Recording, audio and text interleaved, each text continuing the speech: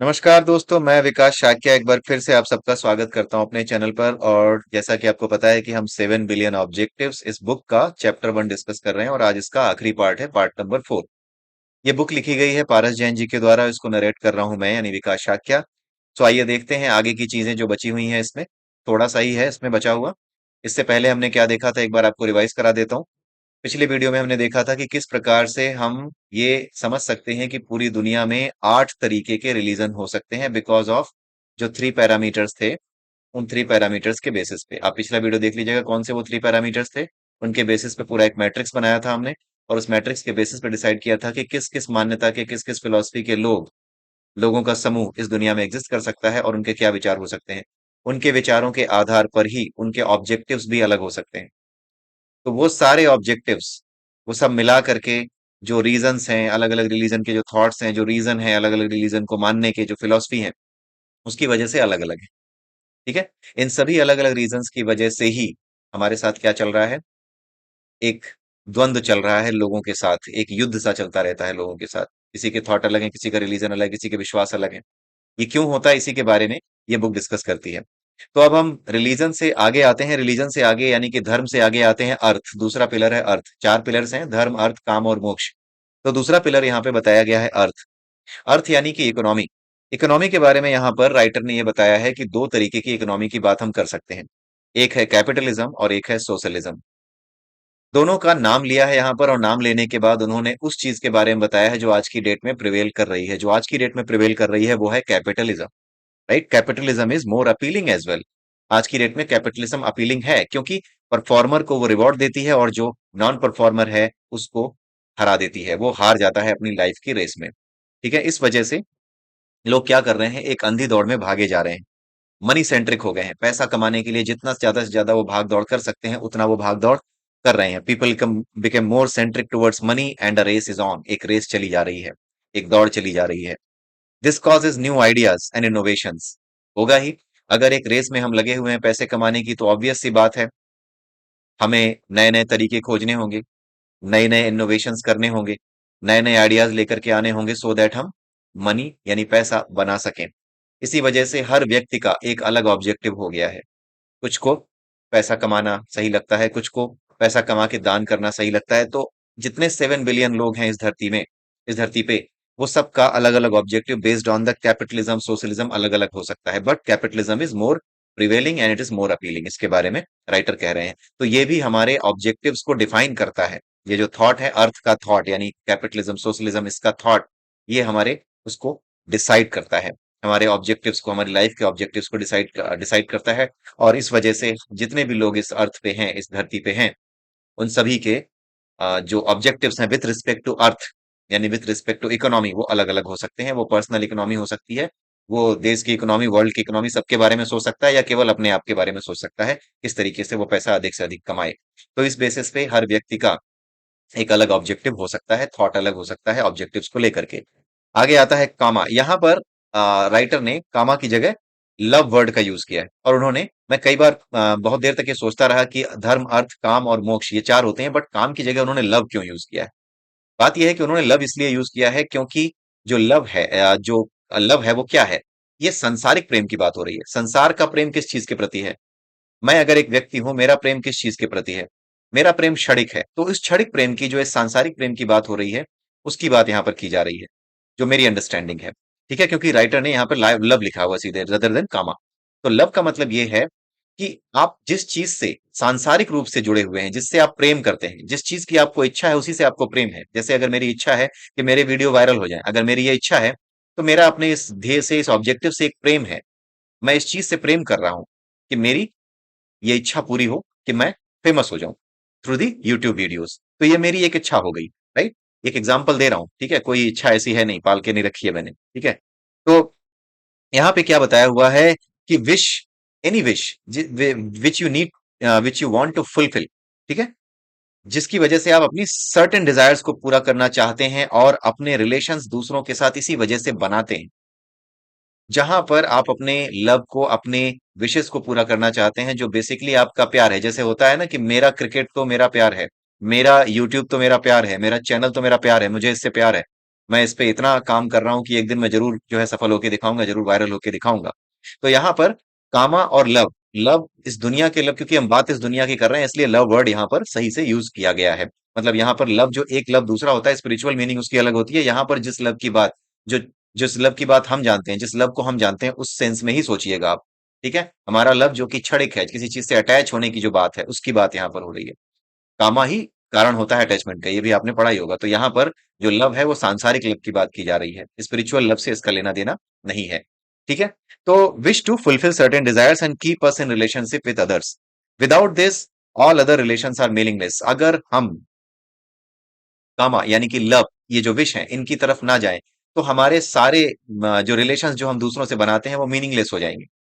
हमारे सारे रिलेशंस, अच्छे बुरे लोग, ये अच्छा आदमी है वो बुरा आदमी है, किस बेसिस पे बनते हैं? क्योंकि हमारे कुछ ऑब्जेक्टिव्स होते हैं, हमारी कुछ इच्छाएं होती हैं, वो हमारे ऑब्जेक्टिव बन जाते हैं। उन ऑब्जेक्टिव्स को पूरा करने की दिशा में अगर वो व्यक्ति हमारे साथ चल पड़ता है तो उसके लिए क्या है, हमारे हृदय में एक प्रेम, जो सांसारिक प्रेम है वो पैदा हो जाता है, एक इज्जत पैदा हो जाती है, उसके साथ हम चल पड़ते हैं। तो यही जो कामा है, एक जो इच्छा है हमारी, इस इच्छा की वजह से दूसरों से जो प्रेम का भाव या रिश्तेदारी हम रखते हैं, उसी की बात यहाँ पर की जा रही है। तो ये भी हमारे ऑब्जेक्टिव्स को डिफाइन करता है। यही बात राइटर यहाँ कहने चाह रहे हैं। और आगे है लास्ट पिलर, मोक्षा, सेल्वेशन। ये जो है सबसे ऊंची क्रेविंग है। जो लोग ये मानते हैं कि आत्मा को मुक्ति मिलनी चाहिए, मैं मानते हैं इसलिए कह रहा हूं क्योंकि बुक में जिस तरीके से समझाया गया है, वो बुक इस तरीके से लिखी गई है कि ये रिलीजियस बुक नहीं है।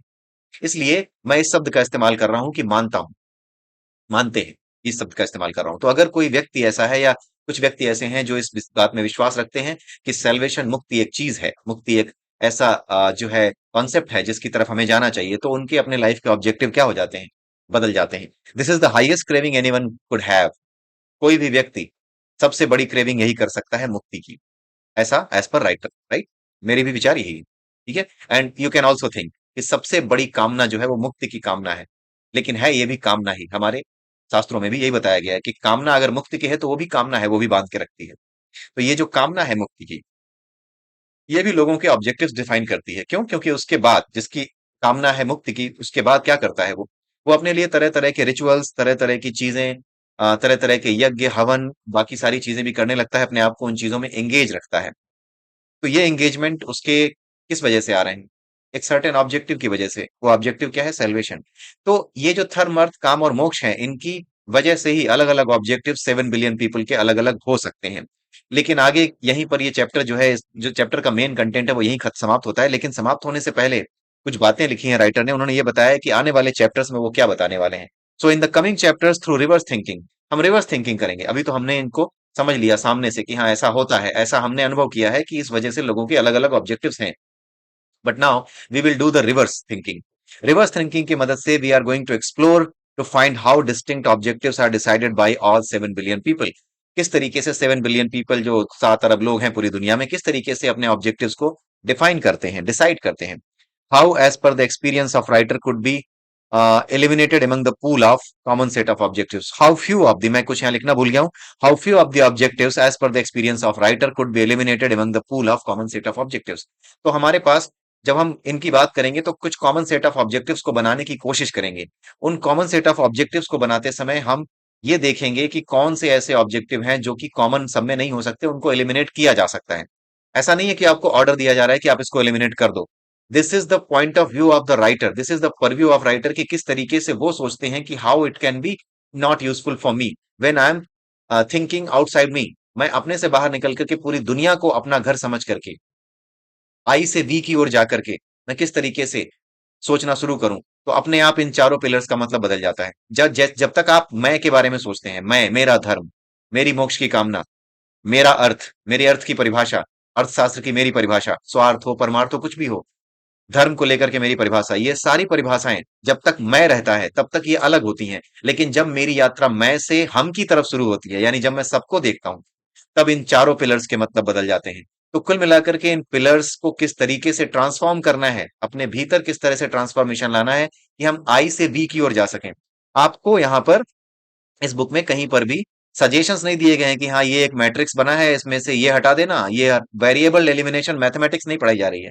It is just helping you कि कैसे आप अपने जीवन में डिसाइड कर सकते हैं कि क्या हटना चाहिए और क्या नहीं हटना चाहिए। It is just helping you to decide. ना कि आपको गाइड दी जा रही है। This is not a guide, this is a guiding light, rather than being a guide, rather than being a जिसको हम कहते थे कॉलेज टाइम में जब हम पढ़ते थे तो एग्जाम देते थे तो कुंजी आती थी, छोटी सी बुक आया करती थी पतली सी, solve papers, unsolve paper, guess papers आते थे। तो ये कोई गेस पेपर नहीं है, या फिर ये कोई ऐसी चीज नहीं है जो आपको गाइड करेगी कि ये कर लेना। It doesn't give you kind of matrix कि ये नहीं होना चाहिए, वो होना चाहिए, वो नहीं होना चाहिए, ये होना चाहिए। This is not the objective of the book. The objective of the book is to provide you a guiding light कि कैसे आप ऑब्जेक्टिव्स फाइंड आउट कर सकते हो which will be common among all. यहां पर जो चीज हेल्प करती है वो क्या है? Transformation inside you from I to we. मैं यानी अहम से हम की यात्रा, अहम से हम की यात्रा कैसे की जाए उसके बारे में डिस्कस किया जाएगा इस बुक में बाकी बचे हुए चैप्टर्स में। नीचे दो दो पॉइंट्स हैं वो इसी से रिलेटेड हैं, so I am not going to read them, but आप उसको देख सकते हैं। लास्ट के जो दो पॉइंट है वो यही है। चेंजिंग द बेसिक फैब्रिक, हमारे जितने भी ऑब्जेक्टिव्स हैं उन सबका बेसिक फैब्रिक आई है, हम है। जो हम मैं का जो थॉट है ना वो है, हम नहीं है, मैं है। जो बेसिक फैब्रिक है वो क्या है? आई, मैं, मेरा धर्म, हमारा धर्म, दोनों में फर्क है। मेरा धर्म, हमारा धर्म। जैसे ही आप अपने आप को ट्रांसफॉर्म करते हो आई से वी, मैं से हम की ओर, वैसे ही सारा ट्रांसफॉर्मेशन हो जाता है। वैसे ही आपके थॉट्स, आपके ऑब्जेक्टिव्स बदल जाते हैं। ठीक है? आपके जीवन में चेंज आने लगता है, आप मैं से हम की ओर जाने लगते हैं, और तब आप जान सकते हैं कि कॉमन ऑब्जेक्टिव क्या होना चाहिए। तो वो कॉमन ऑब्जेक्टिव ऐसा नहीं होगा जो आप दूसरों को बताएंगे कि तुम भी ऐसे रहना। आप समझ जाएंगे कि कॉमन ऑब्जेक्टिव होने के लिए आपका बिहेवियर कैसा होना चाहिए। आप मैं से हम में शामिल होने के लिए अपने भीतर क्या कर सकते हैं, ये आपको हेल्प करेगी। और अगर ज्यादा से ज्यादा लोगों ने मैं से हम की यात्रा कर ली तो अपने आप किसी को बताना नहीं पड़ेगा कि हम सबका कॉमन ऑब्जेक्टिव क्या है। किसी को एक अपना मैनिफेस्टो नहीं देना होगा कि हम सबका ये कॉमन ऑब्जेक्टिव है। पूरी दुनिया को मैनिफेस्टो प्रिपेयर नहीं करना होगा कि हम सब मिल गए और ये कॉमन ऑब्जेक्टिव होगा। आप अपने आप कॉमन ऑब्जेक्टिव के थ्रू सबसे जुड़ जाएंगे। This is what is the purpose of this book, इस तरफ ले जाने का काम कर रही है ये book. So this book is really I am in love with this book. I surely से कि हाँ भाई, एक अदर देन धर्म से हट करके आप जो है एक ऐसा विचार कोई रख भी सकता है कि जो धर्म की किताबों में नहीं मिलता। एक एक स्वतंत्र व्यक्ति के स्वतंत्र विचार है। ये अपने आप में बहुत ही बहुत अच्छी गाइड है आपके लिए, गाइडिंग लाइट आपको प्रोवाइड करती है ये book. So I must say कि आप इस बुक को खरीदिए। और आप नास्तिक हो या आस्तिक हो, कोई भी हो, it doesn't matter who you are, ये इतनी अच्छी बुक है कि आप डिटैच होकर के इसको पढ़ सकते हैं।